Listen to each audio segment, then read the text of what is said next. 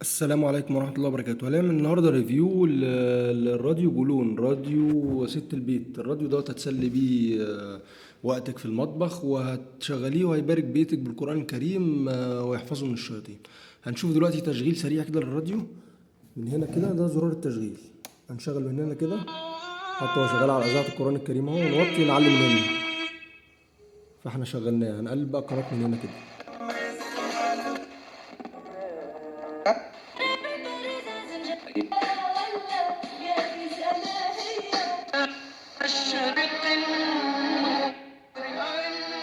طيب هننزل كده تاني عشان إذاعة القرآن الكريم في الحتة ديت الناس بتسأل عليها 8.8. طيب أنا دلوقتي عندي إذاعة القرآن الكريم الإشارة بتاعتها ضعيفة أوي عندي، يعني الإرسال مش قوي. هقوم رافع كده على اف ام، هي هرفع أنا من هنا على ام، وأقوم نازل تحت كده خالص. الإذاعات برضو موجودة، إذاعة القرآن الكريم للناس اللي عندها مشكلة في الإرسال بس. وهرجع تاني على الاف ام اه.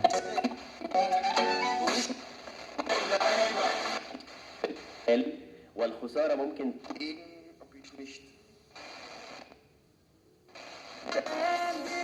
إذاعة القرآن الكريم اهي.